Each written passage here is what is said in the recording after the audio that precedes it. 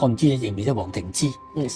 黃庭之嘅徒弟，一個呢個蔣康文，佢而家係一個佢都係大學畢業嘅，不過佢係讀術數嗰啲嘢。佢想講一樣嘢，我好 buy 嘅。佢就講話點解我哋即係話當流感嗰陣時啊，我哋人殺咗啲豬啊，即係豬瘟就殺咗豬啊。佢話原來係人你造業咧，咁嗰人就笑佢。佢話你咁樣講話，你平時你係食豬，你係食牛咁嘛？佢話原來唔係啊，佢話嗰啲牛同豬咧，如果知道佢被劏咧係俾你食，令到你可以維持生命咧，佢好開心。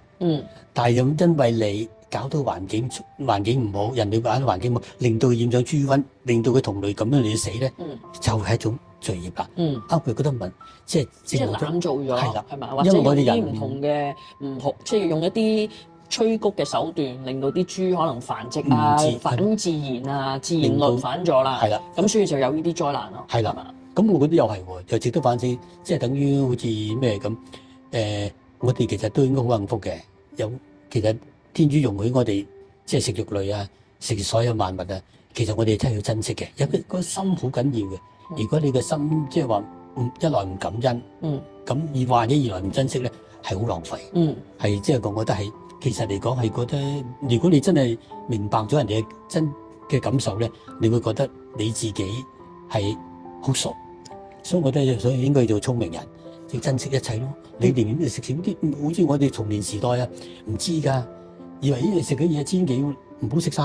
而家人哋會話你咧就點，會批評你唔好帶走。如果唔係咧又點？而家唔係，全部都將食剩嘅嘢帶走嘅，我覺得又好嘅喎。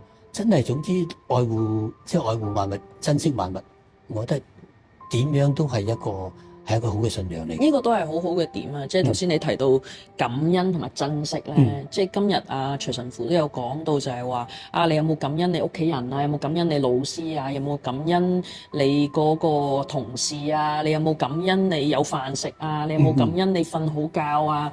即係嗰件事係可能而家人工作太忙啊。有時忽略咗去感謝一啲嘢，但係原來咧感謝一啲嘢未必係咁我做咩要感謝佢啫？但係其實原來你喺個腦度感謝每一樣嘢咧，你個心裏邊有種喜悅嘅，即係你會覺得原來我都係幸運嘅喎，我都係幸福嘅喎，原來每日有好嘅事情喺我心裏邊發生，起碼你會知道第一你有好嘅事情。第二，你感謝呢啲好嘅事情喺你生命裏邊發生，咁先至以致點解有呢啲咁好嘅事情啊？因為上天俾你嘅，天主俾你嘅，咁你感謝呢個世界，感謝神，係嘛？咁你自然都會快樂好多，咁就可以引申到常常喜樂啦，係咪啊？Eva 有道理，絕對同意。我哋有冇聽到徐神父早幾個禮拜成日講，佢話香港原來好，我相信唔止香港，全世界都有好多人咧，特別係發展中嘅城市，好多人係 depression。係。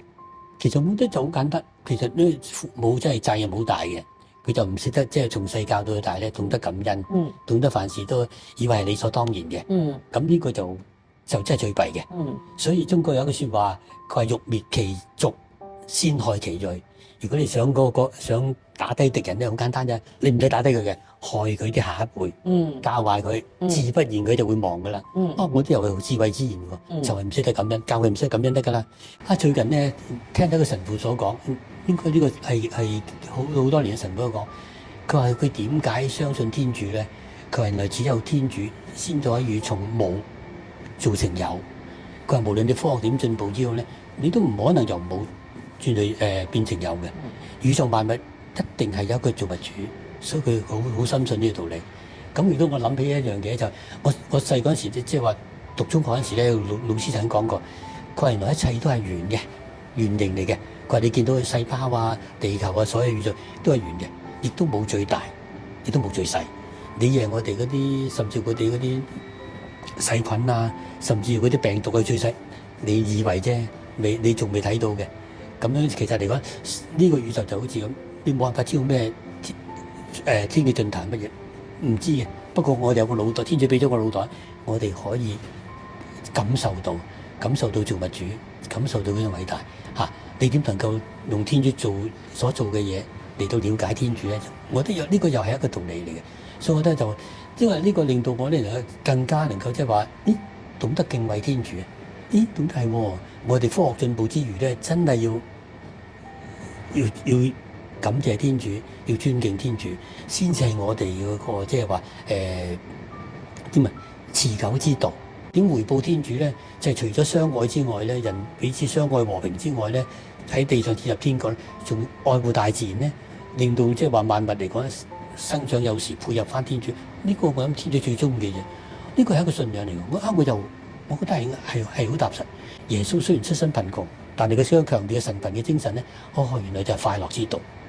原來有陣時你越多嘢對你嚟講係一個枷鎖嚟嘅，越令到你係煩惱糾纏不清。